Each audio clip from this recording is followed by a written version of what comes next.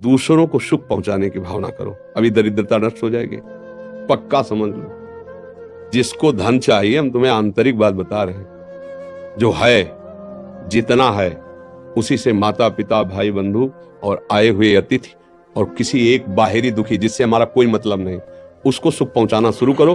फिर देखो दरिद्रता नष्ट ना हो जाए तो हमें बता देना। किसी एक भूखे को 2 रोटी देना शुरू करो, किसी एक ऐसे दुखी को सहयोग करना शुरू करो, देखो आपकी उन्नति शुरू हो जाएगी। हम कैसा चाहते, किसी एक का छीनने को मिल जाए तो हम सुखी हो जाए, किसी एक को हम दुखी कर दें हम सुखी हो, ये सर्वनाश की बातें हैं, वही हमको भोगना पड़ता है। अगर हम धर्म से चले तो सर्वलोक महेश्वर भगवान, ऐसा नहीं कि वो देख, एक सेकंड भी कोई ऐसा नहीं जिसको भगवान नहीं देख रहे हैं, मान लेना।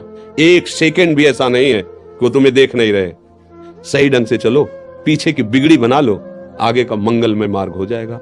नाम जप करो, कोई नशा मत करो, जो अर्थ कमाओ, माता पिता परिवार को सेवा, और किसी ऐसे को जिससे बदला लेने का भाव ना हो। जैसे मान लो हमने आपको जल पिलाया तो कभी आप हमको हाथ जोड़ के भी राधे राधे कहेंगे, ऐसी भावना नहीं हो। ऐसे किसी की सेवा करो, किसी पशु, किसी पक्षी, किसी ऐसे व्यक्ति की, वो तुम्हारे लिए इतनी जोर का काम करेगा कि सब व्यवस्थाएं बननी शुरू हो जाएंगी। वो कैसे बनाता है समझ में नहीं आता, और जब कर्म बिगड़ जाते हैं तो कैसे बिगड़ता संभाल भी नहीं पाते।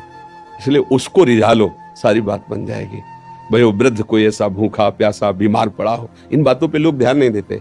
कोई पशु ही है, सेवा का अवसर मिला है, तन मन धन से कर दो से, उसका परिणाम जो आएगा, तो ये जो हमारे दुख हैं, विपत्तियां हैं, ये सब नष्ट हो जाएंगे यदि हम ये दृष्टि रखने लगे कि कभी मुझे सेवा का अवसर मिले। जो असहाय हैं, जो असमर्थ हैं, ऐसे मान लो पशु है, अब वो क्या कहाँ दवाई मांगेगा, कहाँ इंजेक्शन, अब उसका पैर टूट गया है, उसको ले जाएं जहाँ पशु अस्पताल, उसको दवाई करवाएं, उसको जब तक थोड़ा ठीक ना हो जाए तो उसको खान पान की भगवान रीत जाएंगे। सच्ची मानिए, पर ये बातें सबकी समझ में नहीं आएंगी। अगर ऐसे भाव से चलो तो पूर्व का जो अशुभ कर्म है वो नष्ट हो जाएगा। वो अशुभ कर्म ही हमें दुख देता है, अशुभ कर्म ही दुख देता है। ये जो हमें भुलावे में डाला जाता है ना कि हम ये कर देंगे तुम्हारा दुख दूर हो जाएगा, बिल्कुल नहीं। ये हम मतलब बिल्कुल अनुभव की बात कहते हैं। इस भुलावे में कभी न फंसो, बिल्कुल इन बातों, अपने कर्म को शुद्ध भाव से करो, किसी से आशीर्वाद मांगने की जरूरत नहीं है। भगवान सबके है, जैसे हमारे हैं ना वैसे तुम्हारे हैं।